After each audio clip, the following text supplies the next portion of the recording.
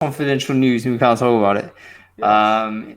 In which case we'll shift straight away to talk about your nice new haircut, which I think it looks really good. So well done, whoever the hairdresser. I presume it wasn't Holly. No, it was Robert from the Victorian Barbers down the road. Good. It looks a pro job. I mean, you can tell when you've done. I mean, so a lot. I think all of us are getting better at it. But you can obviously tell when someone's actually got some skill and is a professional at doing the haircuts. Very, very clear these days. Did you actually? You were threatening to do a rush job on your own haircut the other day. Did you do it? I didn't do it. I've since cut it, and it's been a disaster. I should have rush cut it. Just buzzed it off. But I actually spent a bit more time, and that didn't help. So the lesson of self-administered haircuts is just to go and do it. Don't take care about it. It doesn't work. Okay, anyway, we are live, everyone. So welcome everybody to Brainfood Live on Air. It's episode 83, bringing it to you every Friday. We're going to be talking about all kinds of amazing recruiting content, part of the recruiting Brainfood community. So thank you all for joining. As we begin every single week, we always start off with a bit of a sound check. So we're multicasting on this. So if you're on Crowdcast and you can hear me okay, please say you can. I think you can. Lindsay's already said you can. But please give me a quick thumbs up on the chat stream on Crowdcast to confirm you can hear me okay. We are also live streaming on LinkedIn Live, which got 2,000 views last week. Oh, my goodness. Been about 6 months since we hit into the 1,000. So really pleased about that. If you can hear me on LinkedIn, just give me a quick comment, quick like or thumbs up or whatever those new emojis are. It'd be cool to see that. And on Facebook Live, if you're in the group and watching this there, again, just give me a quick thumbs up and let me know you can hear me okay. I think, yeah, we're getting a few thumbs up there. That looks okay. Even got a tweet out on Periscope, even better. Okay, that's amazing. Thank you, everyone. I think we're ready to go. Let's get on with the show. We are talking nurturing online relationships today, which is something we all got to care about. Because guess what? The only relationships we're ever getting are online. And we've got some amazing guests with us today to talk about that. We've got Allyn Bailey from Intel, who I think, from a corporate context has really pioneered a lot of super interesting work in terms of how you communicate and build relationships with people in long form. We've got my old friend, Rosie Sherry. Hi, Rosie. I see you in your chat stream. I've known Rosie for ages, but she's been amazing at building communities. And she's actually unique in my view because she's built communities in different disciplines outside of her core expertise, which I've not seen anybody do. I'm able to build communities myself, but only in the recruiting and HR space. But Rosie has actually poured in different type of disciplines and been able to set up communities there. Amazing. And we've got Vanessa Raath as well, who's going to join us. She's an operating recruiter still doing the job, but has done an amazing job of supporting existing communities whilst also building her own. So I think 3 ladies with great angles on how to do it. And we've even got Adam Gordon, who considers himself the global expert on nurturing online communities. How are you doing, Adam? Good to see you back in the saddle. Excited about this show. It's going to be good. Yes, absolutely. A subject that I love very much. And I shared you posted it on LinkedIn that we were going to be talking about this. And I went and looked out my 30-point plan for virtual communities and shared it in the chat on LinkedIn, and I worked out that it was 2010 that I initially wrote that. Seriously? Yeah, 2010. We were building LinkedIn groups for BDO, Grant Thornton, EY, KPMG, and some law firms. All about how to be better at your job. So you do actually know something about this, don't you? I mean, I kind of, I just thought, yeah, he's just trying to flog candidate ID or something. But you've actually got nothing to do with that. Nothing to do with candidate ID. I own about 6 groups on LinkedIn with more than 5,000 members. I own a group called Strategic Sales on LinkedIn with about 20,000 members. Yeah, so you basically used to do this professionally, didn't you? Like in your prior incarnation, you had a consultancy which you were supporting corporate businesses and how you build a community. So Okay, so you're going to be host as well as an expert. This is a thrilling prospect. Anyway, that's never happened before. Never. Unprecedented situation. Okay, before we let's kick off. Let's sort of think about what happened last week. Recruiting Brainfood, the newsletter. Did you read it? What was interesting? Give me 3 things. Well, I mean, I really enjoyed I really enjoyed the article about emojis. Right. It effectively said, right, emojis they can achieve all of this. They can help, people feel a different way, things like that. But then it really very much concluded there's absolutely no evidence to suggest that emojis help to generate engagement in any way at all. Or, sorry, there's no evidence linking them to call to action, improvements in call to action. Yeah, I think that's exactly what happened. It was basically, it turned out to be negative, didn't it? Basically, folks, I've just shared it in the chat stream there. The post was from Search Engine Land, and they were basically trying to figure out whether if you put an emoji into your subject line, does it help you get some action? Answer is no. It actually gives you negatives, a negative on open rate, negative on responses, I believe. So don't do that. But anyway, they published a large kind of blog post about it. I thought it was super interesting. I'm always interested in organizations that have this type of resourcing where they can literally track hundreds of thousands, if not millions of data points, and then be able to come back to us and say, this doesn't work. Because it's super interesting. I love emojis, and we can see that a lot of folks here do love emojis as well. So keep using them, but use them strategically. Don't throw them into a subject line. Doesn't work. Okay, what else, man? So I really like the article about I think is it the Plain English Institute or something? Yeah. Writing in plain English. Oh my God, I'm sorry, that was blaspheming. Oh my goodness, we write so badly in recruitment. Like, we write so badly.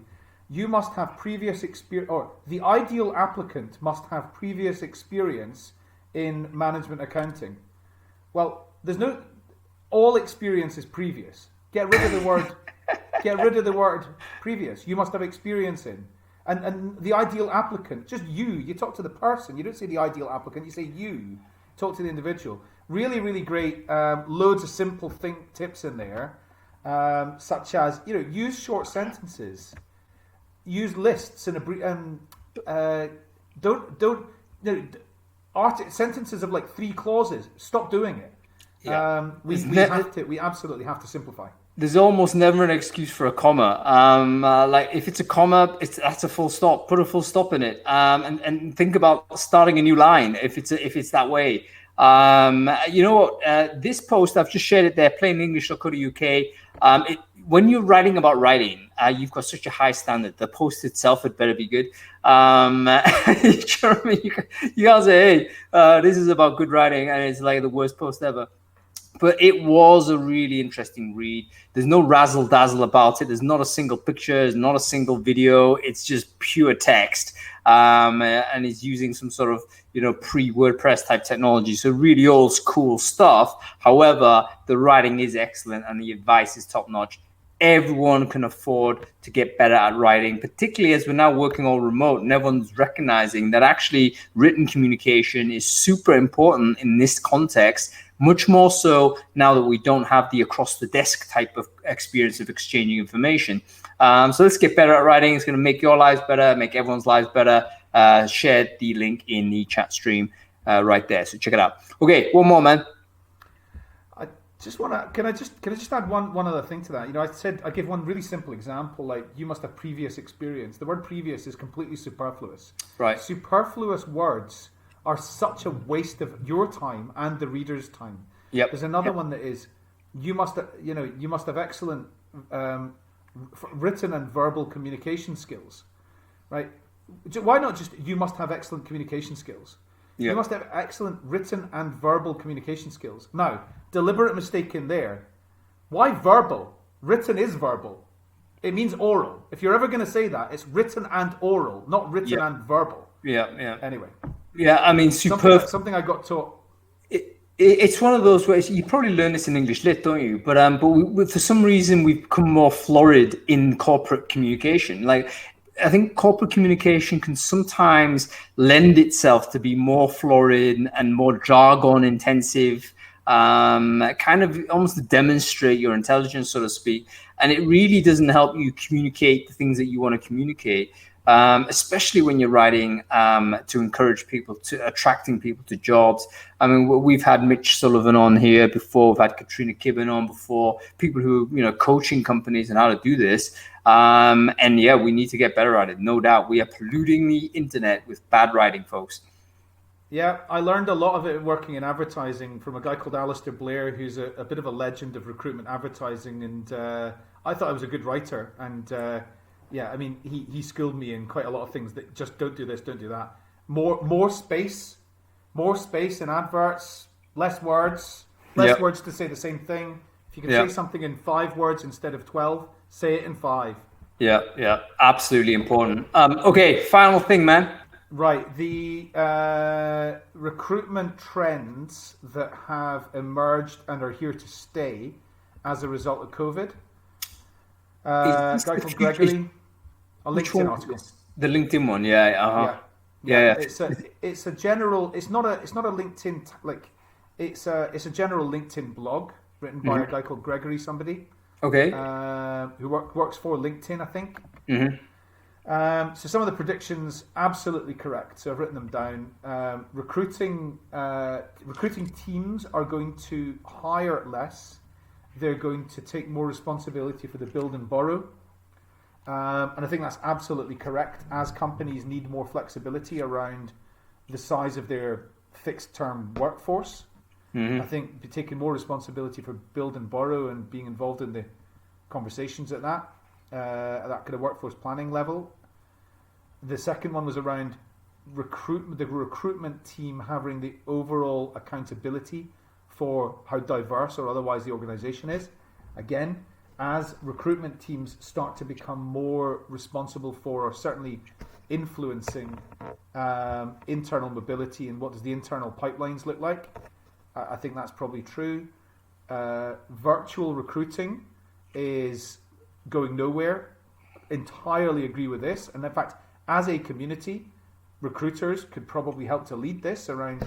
We don't need to be in front of people to recruit them. We definitely, in the same room, we definitely don't. So we should be leading with example in this, I think, to help the world move forward. And that links to the transition to remote working. A big change in employer branding. So the shift towards empathy and actions. And recruiter skill set's going to change.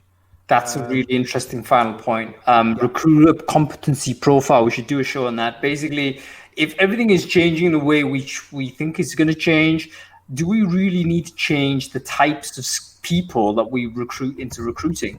Because we've obviously evolved our industry to focus on the end game of hiring full-time on-premise employees. I mean, that's essentially the main reason why people are sitting in recruitment departments right now. And if that is no longer the end game, that's not the image. What kind of skills do we need to be looking for when we're hiring for our teams? Is it different? I would say massively different. Far less. Yeah, go on. Revolut certainly thinks so. I'm not sure if you saw their job advert for head of recruitment operations, which is an entirely data science job. Yeah, absolutely. It caused some controversy as well. Revolut consistently caused controversy, so I give them credit for that. I do. It's like, hey, this is us. If you don't like it, stuff you. And I've got to give credit to companies that are like that. I mean, I've got you may disagree with it, but the way to deal with that is not working there. But they're a successful business. They're trucking on and doing great, I think. And they're very in your face in terms of this is how we run things. And you know what? I think that's ultimately what people are looking for. Like, don't hide who you are. Don't try and say one thing and then actually be another. If you can front it up, then you should be attracting the people that are happy with that sort of happy with that environment. You might recall actually Coinbase very famously, about a month ago, kind of announced their internal policy, and they said, hey, listen, we're going to be focused on making profit. This is the manifesto. This is the primary thing. Yes, you can care about this, and this, but it cannot interfere with the primary objective of the business, which is that. If you don't like it, here's some money, you can leave. And he actually paid like a golden handshake for people to leave, of which I think 5% of the employee population did. Now, he came with a lot of criticism for that. People say, oh, no, you need to be caring about all this. But his position was, you know what? My job is to care about the company. And whilst outside of the company, he can try and help in his other ways. What he can't do is kind of use his company purely as a forum for pushing social types of change. It's like, look, I get it. This is something we all need to care about. But at the same time, we set up this business to do this. We cannot just pivot away from it. So I thought, you know what, agree or not with that policy. And a lot of people do have an issue with that and say, look, you can't stay out of this conversation. You have to be in it. At least he's being honest. It's like he's fronting it up, So if you join Coinbase now, you know the score. And you cannot sort of go in there and subsequently complain. So anyway, very interesting how all that span out. We should again talk about that later. But anyway, enough about us two. Let's get these guests on the show and let's see whether we can get some brains to help us with this. Oh, by the way, I totally forgot to mention, we need to thank our sponsors, by the way. This week's Brainfood Live is sponsored by our friends at Workable. Workable are our next-gen ATS folks. If you are interested in any way of getting a better improvement on how you manage your recruiting process, you need to check out Workable, free 14-day trial right there, shared in the link. Okay, let's get on with it. Shall we get on Allyn? Go on. While Hung is bringing our guests on, could I just encourage everybody who's on Crowdcast anyway, to vote in the poll. So down at the bottom of your screen, it says ask a question, and then next to that's polls. And the question is, what's the best online platform for community? Because I'm very, very interested to know what people think. Yeah, and just to support that comment from Adam, if anybody has any questions for us, which you probably don't, because we know nothing, but you have any questions for our amazing guests, ask a question at the bottom of the screen, and that's where you get it. And there we see Allyn. Allyn, how are you doing? Oh, everyone's on board. Amazing. Let's just go around. Allyn Bailey, good to see you. Can you hear us okay, Allyn? I don't think she can she? No, she can't. I wonder whether someone can give her a quick message. But I think Vanessa can hear us. Is that right? How's it going? Good to see you guys. Great. Okay, Vanessa, can you quickly introduce yourself, like who you are and what do you do? Sure. So my name's Vanessa Raath. I'm actually joining you from Johannesburg in South Africa today. So what I do is, Hung was sort of right when he said I still work as a recruiter, but I'm actually much more in the sourcing space. I'm a freelance sourcer and also a global sourcing trainer, which is one of the silver linings of the pandemic. So that's pretty much it. And as you can see from the fan being on, it's really hot here today. Yeah, well, you're coming out of the winter there, aren't you? So amazing. It's coming up to summer. Yeah. Oh, and Rosie, for the people who don't know you, great to see you, by the way. It's been a long time. You look great. They haven't changed, actually. I think the last time we had like at least 4 years ago. But yeah, for the people who don't know you, can you quickly introduce yourself, like who you are and what it is you do? Yeah, I guess I call myself a community builder. I like building communities. Previously, I built up Ministry of Testing from scratch, kind of like bootstrapping. I left that a couple of years ago, and I'm now leading the community at Indie Hackers, and that's a community of kind of self-funded founders, I guess you would say. Yeah, amazing community. I think I might actually be a dormant member of Indie Hackers in some way. Back in my days when I thought I would actually be able to create things on my own, which I realized, no, we can't. But yeah, great community. Allyn, can you hear us okay now? Oh, no, she cannot hear us. Okay, well, that's fine. We'll get Allyn back in some other way. I think it's just a headphones thing. But let's get on with it whilst we support Allyn with that. Let's talk about community and in particular nurturing online relationships. Because as we've moved to this type of situation where, we're looking at recruiting people that are reluctant to initially jump in to our sort of new jobs and all the rest of it. We might need to have longer and extended conversations with people rather than just immediately think, right, you know, we can pipeline this person in 2 weeks and get them a job. No, you might actually just be starting a conversation that is going to end up being like a several months, maybe even a couple of years relationship before they're able and comfortable to do that. So what is the rule number one for nurturing that relationship? Let's go to you with this one first, Rosie. I don't know about recruitment, but I have a saying these days is study your people. So basically the theory behind that is if you get to know your people, then you can like maintain better relationships with them. You know what to talk with them about, you know the things that they're interested in. So you have to kind of like find ways to get to know them, whether that's like on an industry level, specific thing, or more on a personal level. And I guess there's a lot of tactics that you could use, but generally I kind of try to keep in touch with people, you know, follow them on Twitter, LinkedIn, their blogs if they have a blog, and just like, you know, not forget about them until, you know, until I need them. Is like, you know, build that relationship so that there's that trust when something does come up. You mentioned two really interesting points there, Rosie, and I just want to repeat them for the crowd here. Number one, like these people are all leaving a digital exhaust everywhere. That you have the opportunity to actually understand a little bit more about themselves in these other spaces. Let's put it this way. If they've got a blog or they've got a channel somewhere themselves, you can bet your bottom dollar that they're going to be super interested and passionate in that thing that they're talking about.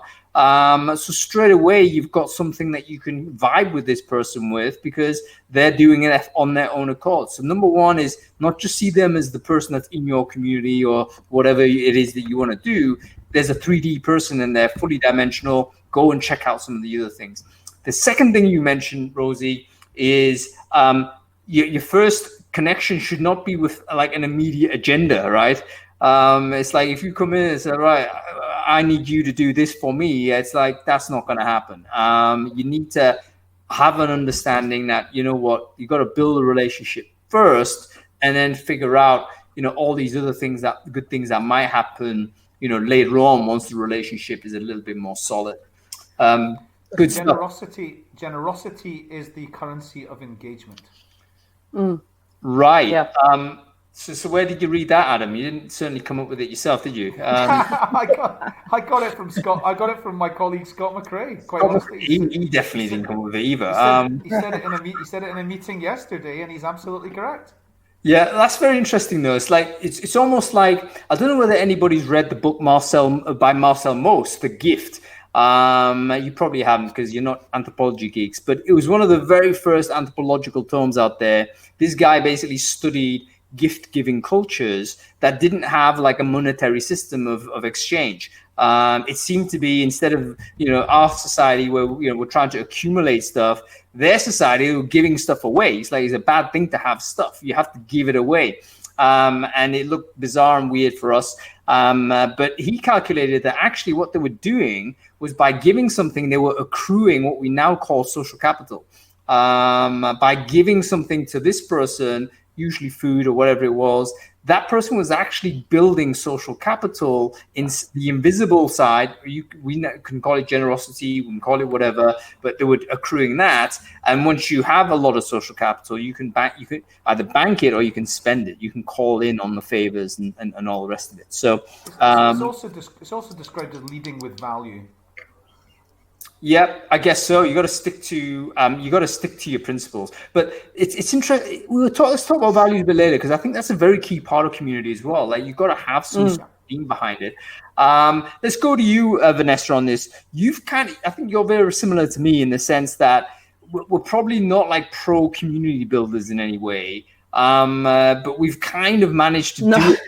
You know, more by luck than judgment, let's say. So I wanted to see what you've learned, both through your support of some of these communities that you've become prominent in having supported them, and also building your own community? Like, what's the couple of lessons that you can share with us on that? So my story pretty much is that I discovered this wonderful world of sourcing, and I had no one to learn from on my continent, literally. In Africa, there was no one who was sourcing. I had to start looking further afield to learn from people. And that's what I did, is I tapped into the global sourcing community. And I started talking to people like Katrina Collier, chatting to Shannon Pritchard, Balash, all of those people to learn how to source and asking them the right questions as to how do I do this? And what I was just amazed at is these people didn't know me from a bar of soap, but they were so willing to assist me and so willing to share.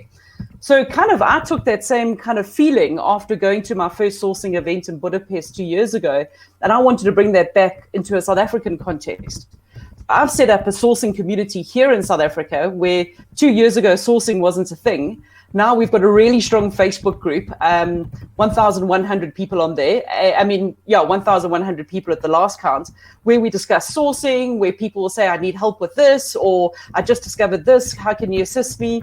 And I think that the art of running that community is just to be consistent. And that's actually something I learned from you, Hung, was that, your Brainfood comes out every Sunday morning, but being consistent and feeding a community is going to give you, that kudos that you need when building any community. And that's how, as you say, we're not pros at this. We literally just fell into it. And I think it was by being consistent. Consistent in terms of like sending stuff in, or consistent in your behavior? Can you unpack that a little? Everything, to be honest. So, like you, I know every morning, Sunday morning, I'm going to get my recruiting Brainfood email. Every morning at 6 o'clock on the group, I will post something about sourcing. So when people wake up, they get into the office, they know, and at 6 o'clock there was a post, even to the point that if I don't post something at 6 o'clock in the morning, I'll get like a sarky comment from someone saying, oh, are you in the bush again? Or what are you doing? Where was my post this morning? I had nothing to read when I got into the office. And I think that's what people want. And another great thing I wanted to share, and I loved what Rosie had to say about this, and this is something that I learned from Craig Fisher in the US, is that to give for free 5 times and then ask. And that's kind of the algorithm that he works on, is that give away 5 things for free, or 5 bits of assistance, or share 5 times and then have an ask. And I think that that's where a lot of people in the sourcing and the recruiting kind of fraternity, like how they go wrong, is that it's always just posting adverts. And it's not like giving back and nurturing a network at all. It's just irritating. You know what? Craig Fisher. Is that Craig's 5-to-1 ratio based yes, on something, yeah. Craig's his, 5, yeah. Yeah, was it based on his recommendation from data or from what he thinks? Because you could easily... To be honest with you, I couldn't answer that. I can answer that because he was really early on in doing this, and there's no way he did it on data alone in terms of a forensic analysis of it. But he was a very prominent distributor of information in the recruiting space, really in the early sort of in the mid sort of to late noughties and then the early 10s. And he built his own profile, got his own community together, built his own events. And I think it was just a rule of thumb that he's carried through. Allyn, I'm going to try and invite you back in. Let's see whether we can get that on. So mentioned a really important point in terms of this cadence, this regularity and consistency. And I wonder whether, hey, Allyn, can you hear us? I don't think she can. That's okay. Shame. It's a real shame that the line looks really solid for some reason, but the audio is not working for Allyn. Okay. I want to just talk about this idea of like sending a regular bit of messaging or content to the community. What are your thoughts on that? And Adam, I'd love to get your views as well as Rosie's on this, because you've got experience with doing exactly this. How important is it to be regular?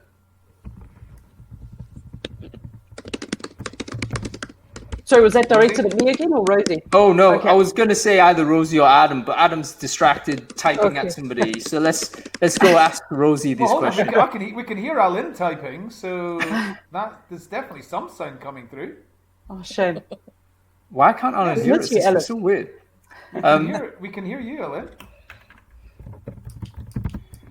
So I just in terms of how important is it to be regular? If you turn up to a community, a Slack group or a Facebook group or whatever, and there's nothing new on there, you're possibly never going to come back. So there are definitely, for any type of community, there are definitely metrics that you will need to learn in order to understand what's going to achieve the optimum engagement. Too many new posts every day, people just go, that's a mess, too much stuff, don't have time for that. Not enough new posts every day, people are going to go, not vibrant enough, not enough people here are going to be participating in that. So you will learn over time what is the optimum number of new posts, what's the optimum number of people that need to like or comment on a post for it to actually take off and generate some traction. The amount of debate that needs to happen, so the amount of maybe sort of like challenging type of posts and things like that. And so building up a knowledge of what are the right metrics is something that's important, and it's something that you've done very well with Brainfood. Is that actually is it a universal set of rules here, or is it like it's very context driven in terms of the type of community it is and stuff like that? This is why I asked Vanessa about Craig's 5-to-1 ratio, because it could easily be 2-to-1, or it might be 10-to-1, and it depends on the weight of what it is you're offering versus what you're trying to ask for. So if you're asking for something massive, you probably need 5-to-1 or maybe 10-to-1. If you're asking for something that's pretty light, such as click like on this or do something like that, it could be 3-to-1. It could be something different. All right, so I'll tell you what, one thing I want to introduce here is this concept of energy in, energy out, right? In the sense that, like, how much are you asking? This is energy back. Like, if you're asking your community to fill out a 30-minute survey or something, or if you're asking your community to, please sign up to my whatever it is you've got, or even pay me whatever, a subscription or whatnot, that's a big ask. In which case, you have to provide a lot of value in excess of what you're getting back before you even go there. And a critical mistake, I think, and Rosie, I'm not sure whether you get this in other places, but in the recruiting world, we definitely get this. Recruiters ask too early, and we ask too much, having given very little at all. And that is that's why people let's get married. I've just met you on Match.com. Let's get married. That's what recruiters do. It's not even that. It's like, let's get married and you pay for it. It's like, there's no give, and there's no, you haven't built the relationship to even ask that question. And then the worst thing is we then just hop off and move on. It's like, okay, fine, fair enough, see you later, and then go to the next person and ask them. And it's like, okay, this is the reason why the rep of recruiters on the floor and has been there for a long time. We can't seem to raise ourselves away from that. But it's something that we've got to think about. Energy in, energy out. Rosie, let's go to you with this. We've talked like quite forensically on this, but are we being too scientific with, it needs to be, 5 in, 2 out? I mean, is there more of an art to all of this, or can you break it down to numbers? Yeah, I mean, I would call it more of an art. I think if you get too specific, it's like, you're focusing on the wrong things. It's like, data can help sometimes, but at the end of the day, you kind of have to think about the people you're serving. I think going back to the consistency thing, I think in communities, quite often we refer to rituals, these are the things, the rituals people, these are things we do, this is when we do them. So that, that's kind of a similar philosophy of what you're all talking about. And I'd also say that rituals and consistency is probably a form of marketing as well. So instead of always feeling obliged to email out stuff or tweet stuff out, if you have consistency in what you do, people know that to show up and when to show up. You don't always have to tell them. But by having that consistency, it's like that, I totally get what you're saying. Makes a whole, makes the whole jigsaw so much easier to keep together and to stick together. Rosie, I think I know what you're saying, but I wonder whether you could give us an example to illustrate this idea of if you create a ritual at a particular moment and then people show up without you prompting them, because that sounds like a very powerful thing to achieve and beneficial, because you're not having to hammer people with emails and stuff. Yeah, I mean, I guess it's one thing we've done with Ministry of Testing is we did a lot of meetups, and people would just self-organize their meetups, but it was up to them to do it, right? but there was always ways that they would go about doing them, and they would develop their own ritual, or, you know, their own schedule for themselves. But you know, and maybe like another example is like we did events, and like at the end of every event we did like 99-second talks where everyone could get up seconds to speak about anything, and that became like a real ritual at the event, and it became something that people like aspired to do, that like people who like totally like freaked out with public speaking would like pluck up the courage to get on there for 99 seconds because that was like feasible, and it became, you know, it became like a real talking point. Let me just stop you there. I love that idea. Isn't that a brilliant idea? Excellent. Brilliant. Because it gets everyone involved. And by the way, for folks who don't know, Rosie comes from a testing background, and she basically ran the Ministry of Testing, which is full of testing folks. And, you know, without being like an essentialist in terms of discipline, but probably in the testing arena, you're going to get a lot of people that aren't necessarily that fluent with things like public speaking and stuff of that type. You know, a lot of introverted characters in there, different types of mental makeups. And it's a huge struggle sometimes to get up and do stuff of this type. But you create like a very simple ritual. You make it very easy, make it a bit fun. 99 is like a fun number, isn't it? Because it's, you know what I mean? And then everyone gives it a go, and it's like, boom, we're an icebreaker, you know? That's a Facebook group. That's a Brainfood Facebook group opportunity, by the way. It's happening. Rosie, I'm here. I'm hereby stealing that idea. You realize, you know, part of your condition of coming on to Brainfood Live is that, you know, you wave away all your rights to your ideas. But I think it's brilliant because we all have. I tell you what some people think in community, they're really disappointed at what they call lurkers, which I hate that term because I think it's totally all right not to contribute, right? It's totally okay to be there and just observe. I have no problem. So I don't want to use the term lurker, but I've used it, so I'm going to roll with it. But it's one of those things where you might be able to activate a few people that might perhaps naturally be on the sidelines, but once they've gone and done it, it's like suddenly it's a safer, their safe space expands, if you like. And they're able to interact and more fully get involved and maybe get more joy out of it. So yeah, I wonder, let's talk about that. Like, is it a concern to have people that lurk and don't quote unquote contribute? I'm not concerned personally. I think everyone's different and you have to respect that. And everyone's at a different point in their journey. And I think where people go wrong with communities is trying to expect everyone to participate.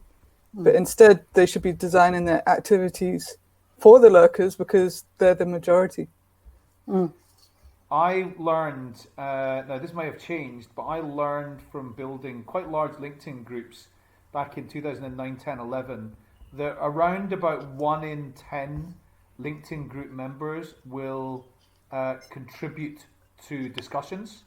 And about 1 in 10 of those, so 1 in 100, will actually post their own discussions or initiate their own discussions. So it's a very, very low number, and they're the people that are worth nurturing in a slightly different way. That's interesting. Say something more about that, Adam. Well, I mean, I think the one-to-one relationship with those people that are conversation starters, and maybe something a little bit special for those people that are conversation contributors.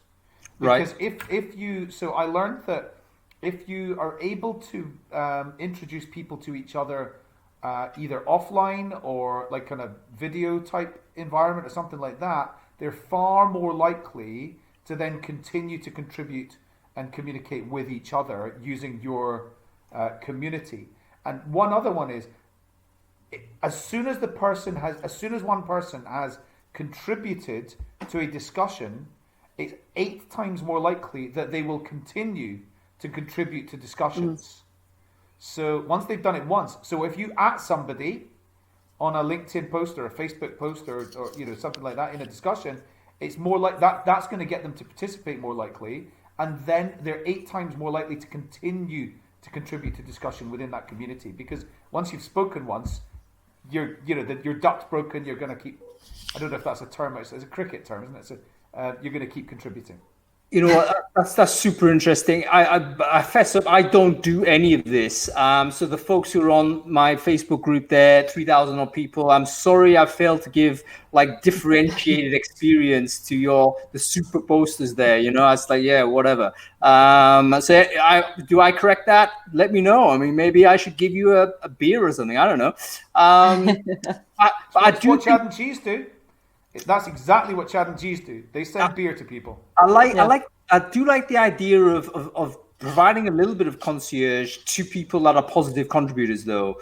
Even though that has kind of like you're kind of moving into elitism a little bit, and you wonder, is that the right thing? I don't know. Thoughts on this? It's not elitism. It's they lean in, you lean in. Right. I want to chime in here, guys, because what I used to do in that SourceCon South Africa group, was, you know how you get your stats and you get your top performers for the month and Facebook sends it to you. I used to post those every month, and I'd have it like a competition and say, okay, so our top contributor this month was so-so, and you win such and such. But what was happening was that the same 10 names out of a group at that stage was maybe 700 or 800 were just shuffling positions in the top 10. Yep. And for me, it was kind of like it was only those people. It was only focused on them. And as soon as I stopped doing that, more people felt more engaging. They contributed more. There were more comments, those things. So I don't think it's always good to highlight it in that once a month post, because then a lot of people don't want to be on that list. I don't know. It was a weird thing to learn when running a community. Yeah. I think it had become your league. Yes, and that's exactly what is happening. Exactly, and the top 10 were so competitive, and they were started to post things and contribute, and the comments were just like, that's not a great comment. You're just trying to get points here. Yeah, you're just being a fool. Let me just summarize this real quick. Basically, if you create a competition, guess what? People are going to game it, and you've got to be careful about that. Like, how do you do it in such a way that is conducive to the community, rather than this system? I mean, the Brainfood Hall of Fame is kind of my attempt not to game it, but kind of game it. And the reason why I created a bubble chart rather than a table is because it made it harder for people to actually consistently be on a ranking system this way. But even then, I'm not sure it's entirely possible or feasible to do. Rosie, let's go to you with this. We're talking about how do we, is it right thing to do or to differentiate your personal treatment for super contributors, so to speak? Or is it a good thing for the community? Are those two things separate? I think it's a good thing. It's much like I would see it as like the whole diversity movement at the moment. Black Lives Matter. It's like we can give minorities or different different people more attention than other people. There's nothing wrong with that at all. As an example of something that I'm doing at the moment, like Indie Hackers, it's a custom built website and community. But as a woman in tech and a woman in business, I care about having more women there, but it's still very much kind of male dominated. And I've tried to get women to participate, but it's really hard. A lot of them are really reluctant. But they've been quite happy to show up at little meetups, and then off the back of that, I set up a Slack. It was all kind of just on the spur of the moment, going with the flow kind of thing. So now we have a Slack, and we're running some women-focused events. But the idea about that is that I'm getting to know them, and then I'll pull them into the main community as and when I can. Rosie, this is really interesting, and we've kind of gone to a place which I do want to investigate, which is there's all kinds of diversities, but let's focus on genders. We're talking about this right now. I'm experiencing this in the group. Basically, it is definitely male dominant in terms of posting and activity. I don't have the numbers in a forensic way, but I would say at least 7 posts out of 10 maybe from a bloke, basically. And I don't criticize the blokes. Usually the posts are good, but I'm always wondering, why is that the case when actually there's 55% of the group is female, but they're posting less? So you're saying, Rosie, actually you've encountered it in your group, and what you've done is actually create a side channel, if you like, a side group where perhaps we can create another space where people could feel more comfortable. You get to know them a bit better, and then as their confidence grows, you can kind of encourage them to contribute more to the wider group. Yeah, definitely. And it works slowly, but surely it does work. And I then use my powers to promote them as much as possible. So right. I run the Twitter for indie hackers, and then like if they share about their projects, and I'll go and tweet about them, just to like lift them up and stuff. So it's like, you know, it's not just about what happens in the Slack, but it's also about supporting them. When I know women won't ask to be supported, I know they won't ask it, but men will. They often like nudge me and say, hey, can you tweet this? Can you do that? But with women, they never ask. So it's like, you know, I don't know the science behind it. I just go like with my gut feel of what I feel is right. Yeah. And it's like, I've had a tough time as a woman in business, a woman in tech. And so, you know, hell yeah, I'm going to support women because we need it. We deserve it. Yeah, that's very interesting. Van, let's go to you, because I'm a member of your group, which is marvelous. But I actually find a lot, maybe since my impressionism, or maybe it's because you're the leader of it, but I feel like there's like quite a lot of active female contributors in there. Is that your read, or do you have the same issue a little bit as I do? No, to be honest with you, is we are predominantly female because of the recruitment industry in South Africa is predominantly female, and that's reflected in our group, to be honest. But just to touch on that diversity, I've just finished an awesome week emceeing and presenting at the Global Sourcing Summit with Phil Tusing and the gang, and it's been fantastic. It's really been a great week. But I was actually chatting to two other females on, you know, who I did a lot of work with during the week, saying that the sourcing community is becoming very male dominated. You know, all of the people who were presenting and speaking, especially on the more technical side of the sourcing spectrum, you know, the ones who were going into like the coding side of things, scraping, were all males. And we were like, why aren't the females stepping up to go into more of these technical talks and to present along these lines? And it's definitely something that we were thinking about, that for the next sourcing summit, we need to get some females in the room and to start, you know, increasing the female skills to become more technical, because at the moment it's far too male dominated for my liking. Yeah, very interesting. That's really interesting, because if you look at if you look at hiring for jobs like sales and marketing and HR and those jobs that you would consider to be quite kind of right-brain jobs, there's no gender diversity issue in there. No, hiring in HR is massively dominant to women. What are you talking about? Yeah, but there's no diversity problem though. I mean, it's not considered an issue, is it? In the specialized sourcing space, I would say. Right. Well, I would aggressively. Sorry, continue, Adam. I never see any companies with a major diversity initiative, which is we need more men in HR.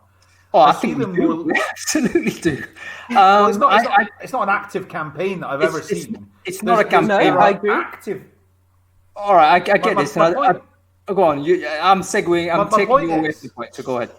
My point is there is lots and lots of active focus on creating more gender diversity in more technical areas such as software engineering, data science, things like that. And if you look at the sourcing community and the kind of work that's involved in sourcing, it goes from very, very right-brained soft skills around telephone communication and, you know, generating empathy and things like that, through to how the hell do I hack that website to get tons of data out of it?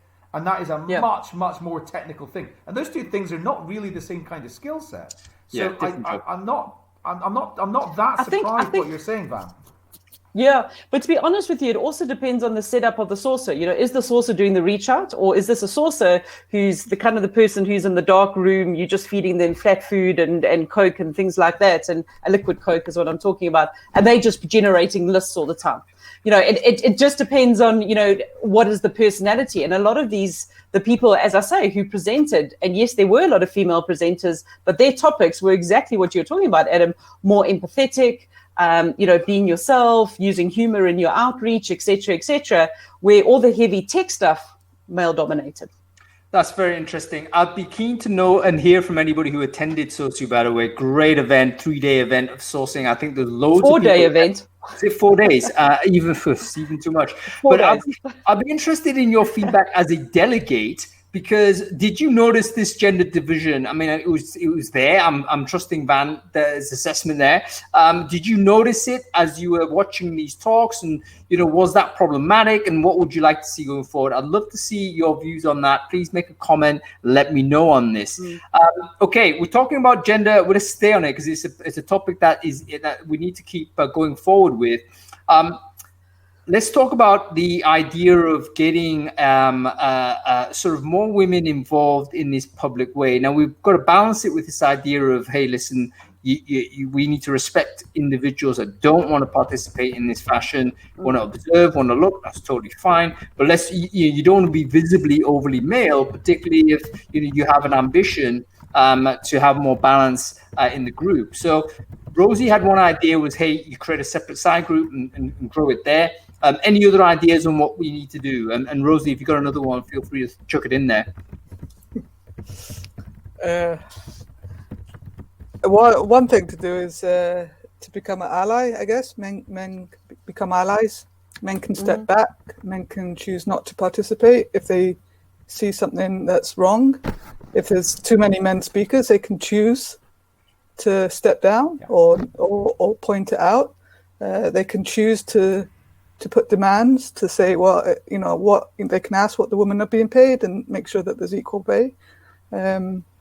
This though, Rosie, I just want to narrow the scope a little bit and move away from the events lens, but move further focus on the community side. So let's say we've got like a group 50-50 men, women, that kind of split, but we've got a disparity in terms of visible activity. How do we improve that balance? Is there anything we can do? You have a great idea already with the side group. Is there another technique, for instance, that you could share? And I open this to everyone, by the way. Let's throw this out there, including the people in the crowd. Be loving to get your views on how we do this, because I've got to confess, I'm not great at it myself. I think. Yeah, sorry. I was going to say, the best thing that you can do is start by being aware of the problem and of your surroundings.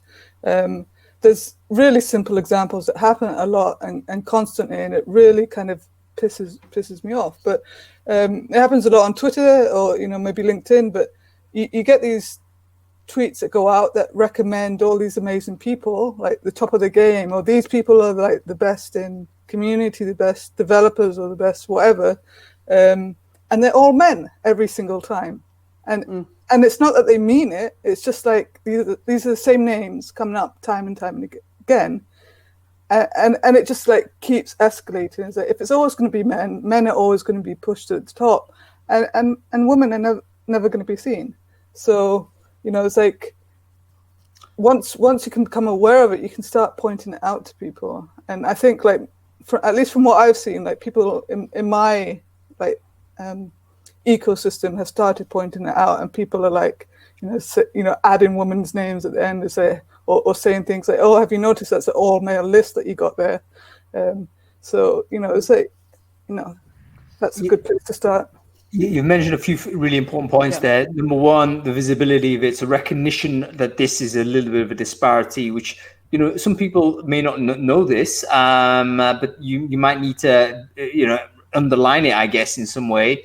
And secondly, the promotion aspect. This links a little bit to you being the responsibility of the moderator. Like if you're seeing activity from a female, then go ahead and try and promote that. On my side as a moderator, what I don't necessarily do the male-female split as well as I could, but I do try and make sure that a first-time poster, I try and like what they're doing, even if I don't agree with the point. Or I think it's not the greatest question or whatever. I'm kind of give the first time poster a lot of slack, because I'm thinking, what, they've just took the jump here. They probably feel a little bit uncomfortable. And I can't be there, hammering them for doing something, which probably is not the best thing you can do, etc. But you give them a bit of slack, because you want them to be comfortable to have this conversation. So, but maybe I should do that more with a gender lens, I guess, and pick it up from there. Adam, you're about to say something, I think, before I jumped in, or not? Yeah, I got a couple of points about this. I think that people should encourage less represented groups to participate. So, I mean, certainly there's certain LinkedIn groups and Facebook groups where if somebody has said something to me, like in a private conversation or something like that, I will regularly say to them, you should share that in that community, and I'll encourage them, to go and do it. And if they have got any questions around what language to use or what the best way of doing it, or actually giving them some advice around why they would do that, because it'll be good for their profile, or it'll be good for opportunities coming to them, or something like that.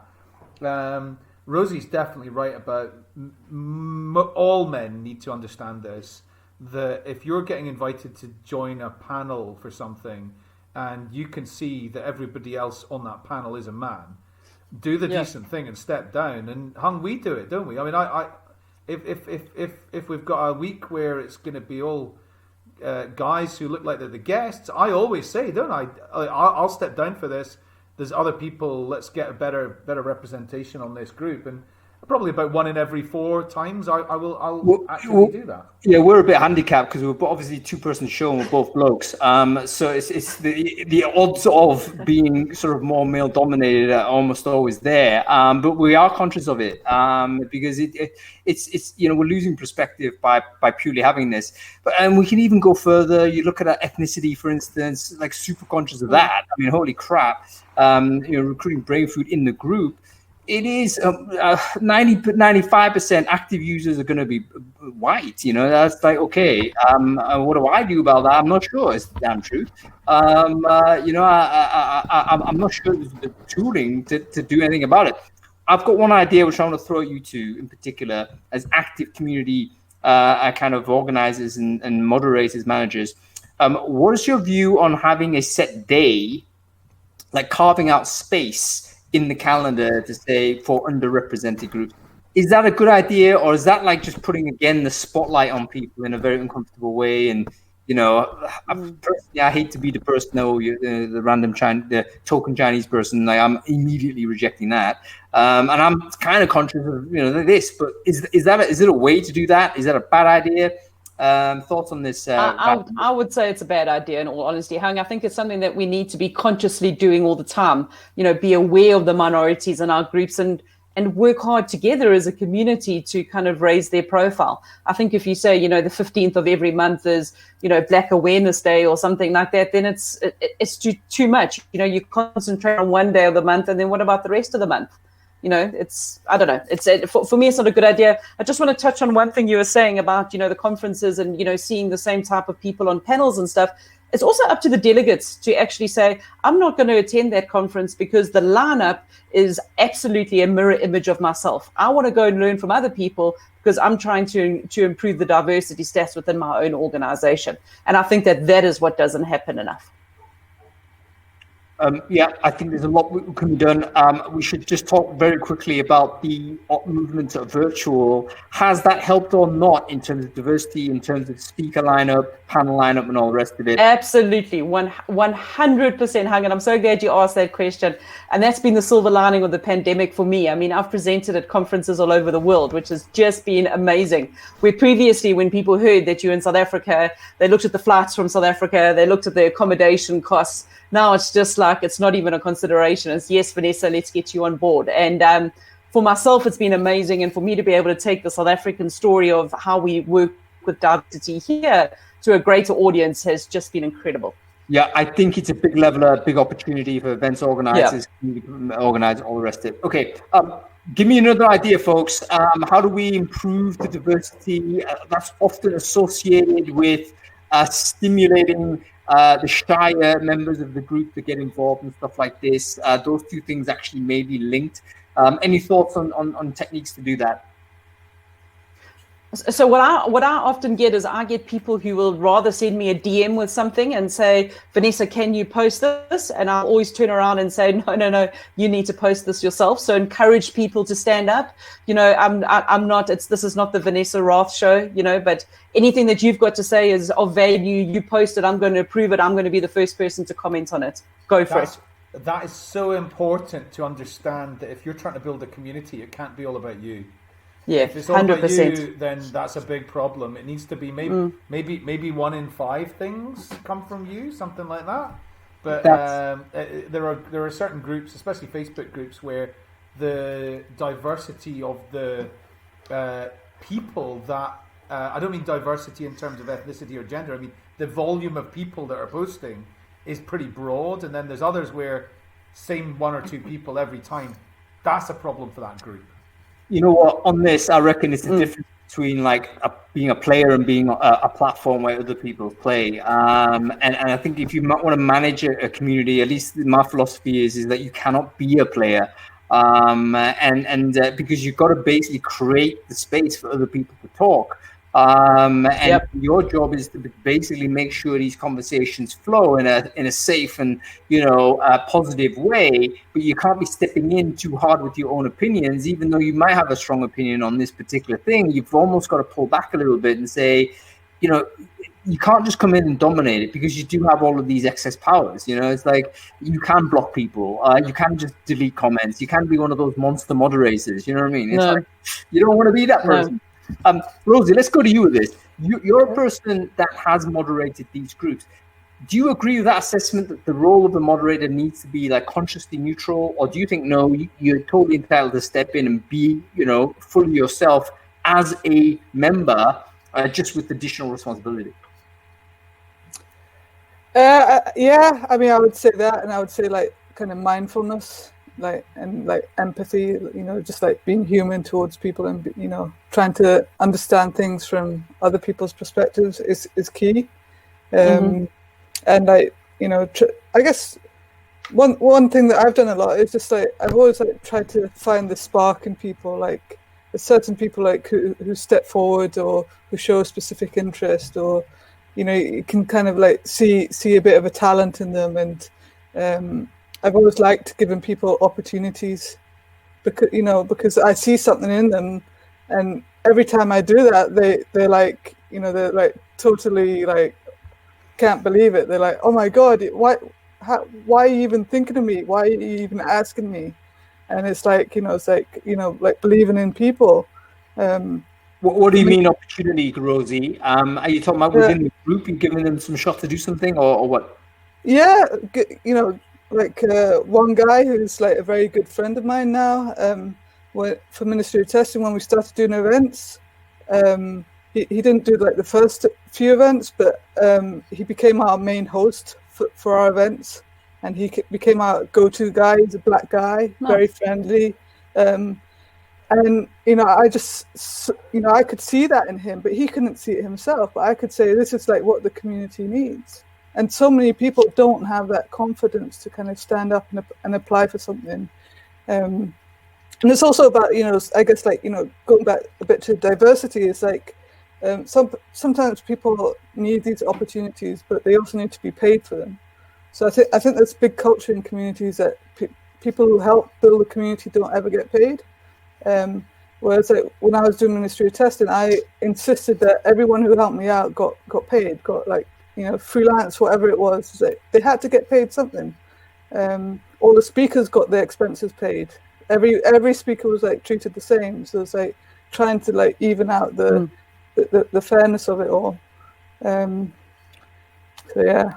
Yeah, it's a really good example. We're running out of time, but I want to just finish with one thing. Adam, I want to go to you in a sec. Talk to me about problem people in the group, folks. Because everyone has this. I think the number is maybe if you get to 100, you're going to get one person who is probably not. I mean, I'm not talking about the intentional spammer, because you can just get that person out of there, no problem. I'm talking about someone who basically has, I don't know how to describe it, but lack of emotional intelligence, let's say, or their kind of ribaldry is going across the line or whatnot.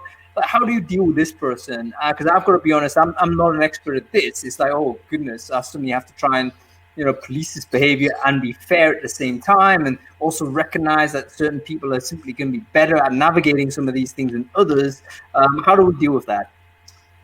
Thoughts? Do you want to take this, Rosie? I have a phrase that I like saying. It's one that I discovered recently, but I like to say, go by the philosophy of saying, we don't do that here. So if people are doing something in your space, you have every right to say to them, hey, we don't do that here. And then that leads to the question is like, they can do it somewhere else, but it's fine. You can do whatever you're doing somewhere else, but we don't do it here. And it's very hard for people to like respond in a very bad way to that. Sometimes they do, but do you make that comment publicly, or do you make it bilaterally in private, Rosie? It depends. I've done it privately. I've done it for people who have been a member of the community for years and who have actually been quite well known, and that was really tough. But I had to ban him in the end and just say this is not how we do things. And that was hard because that was a business relationship as well. So I was like had financial implications. But we don't do that here, right? That's not that's if we allow this, then it puts our whole community and business at risk. So we can't, in my opinion, allow certain things. Yeah, so basically what you're saying is you got to have a set of rules, and the breaching of those rules need to be policed. You can't give a prominent or a significant person extra, rights to do that. And if they have breached the rules, you need to remind them of that rather than as a personality characteristic. You say, hey, listen, in this space, this is not something that we're going to allow. I need you to withdraw it, or I need you to remind yourself next time this happens. Boom. Okay. You got anything, Van, on this problem person? How you deal with it? Yeah, just quickly, Hang, just to say is that, you got to take a step back, and it depends who you let into the group. And I mean, I know that you kind of let people in and you assess, are they in the space? And I think that really pays off, because I don't seem to see many issues in your group. I know there was a slight one maybe in the last day or two, but what I try to do is try and make sure that the people that are coming into the group aren't going to be those type of people. However, what I do is I go with the 2-strike system. So kind of like 2 strikes and you're out, to be honest. So what I do is one infringement, I'll contact them personally, have a chat with them. If they do it again, they're out. I don't need that negative energy in my group. So sorry for you. Yeah, really good. Adam, you got one for us? I think you do have to create rules, and you have to refer back to those rules, because I agree with Rosie's, we don't do that here. But if you appear to be using that in a way that is designed to solve a specific problem or specific person or point of view or something like that, you could be seen to being discriminatory in some way. So it has to link to, I think it has to link to set rules that everybody knows and abides by. The other, we don't do that here, could create a diversity problem again around diversity of thinking, or like somebody saying something in a particular way, and we don't do that here, is like a way of saying you can't talk about stuff in that way. So again, just linking it is a fine way of doing it, but if it links back to specific rules, then I think that keeps it all pretty a level playing field. One other really quick thing, Hung, you talked about should the moderator be neutral. That entirely depends on again, Rosie talked about marketing. It's the marketing aspect of the group. If the part of the group is about the moderator's personality, then the moderator definitely should not be neutral. But if the moderator is irrelevant is completely anonymous in terms of the brand of the community, then the moderator probably either has to be kind of neutral or completely or in the background entirely. Yeah. I mean, on that final note, I'm a definite believer in the background side. You got to step away, and you got to just stew in your own kind of ideas. You got no one to talk to, Hung. That's my kind of view of it. But that's what you got to do. You just got to sacrifice that part, because other people are going to explore it, and that's fine. It's much better that other people have that space to have dialogue. I think you do it. I think you do it quite well, because if you look at the Brainfood newsletter, which really sets the tone for the whole community, one of the biggest bits of value from the Brainfood newsletter is your commentary on the brain food, and so you're not really controversial one way or the other, but you might give a bit of opinion, but it's mostly this is thought provoking because of this. And that's the way you take it into the group, and I think that's great. Yeah, the newsletter is a different story. I'm just going to fire my opinion right in between your eyes. The Facebook group, though, hey, listen, I'm out of there. I'm just going to try and make assessments and make sure everyone's happy. All right, I think that's about it. We've got one question from Ushia. I think we can very quickly deal with this. Ushia said, thoughts on building recruitment-specific community on Reddit and/or streaming platform like Twitch. Thoughts on this? Have everyone tried it? We talked about actually in the poll, where is the best platform for community? As this is kind of related to this, what about using something like Reddit or Twitch to set up a recruiting community? Anyone done that? I guess Van, we'll go with you on this. So, if not, why not? I mean, go for it. You can open up these platforms anywhere. There is actually a strong subreddit about recruiter spam, how bad recruiters are, which is I can't think of the name off the top of my head, but really entertaining to watch and follow. It's always, you don't get the recruiters being the sharpest and starting a subreddit, but you do get people using Reddit, which is, predominantly tech focused, who are going to complain about the recruiters first, and then people will get there. So I don't know what offhand. There probably are, but that one's a very entertaining one. Yeah, I think Recruiting Hell, I think it's called. But hey, listen. Yes, I think so, yeah. If you're a recruiter and you want to set up a subreddit talking about recruiting, you're a very brave person, I would say, because you're heading into the lion's den right there. But no, why not? Let's give it a shot. I'd love to see a Twitch sort of angle on this as well, because that's an interesting thing to experiment with. All right. Anyway, listen, folks, we are out of time. So I just want to thank everyone for paying attention to us on this late Friday afternoon for us in GMT time, even later for you, Van. Thank you, everyone, for watching. So I'm beers straight away. Thank you, everyone, for watching Brainfood Live on air. Thank you, Rosie Sherry. Great to see you, my dear. Hopefully we can connect again soon. Thank you, Vanessa Raath. Great to see you. And thank you, Allyn Bailey. I'm really sorry that we weren't able to get you on, that you could hear us. Bizarrely, we could hear you. It was really a shame that we weren't able to fix it. But next time, we'll sort that out. Thanks, everyone, for joining the show. We'll be back next week. We have to talk about it. We're going to be talking reflections on the US election. What is the impact on whatever that result is going to be on recruiting? And actually quite important, because of late, we've seen some kind of executive decisions made by the president that has changed things like the visa scenario, changed things like even diversity, and whether that's a positive thing that, you can, you're giving companies the right to say to not kind of apply certain rules and so forth. I think it has a huge cascade effect in the US, potentially cascade effect everywhere, given the significance of the United States as a cultural driver.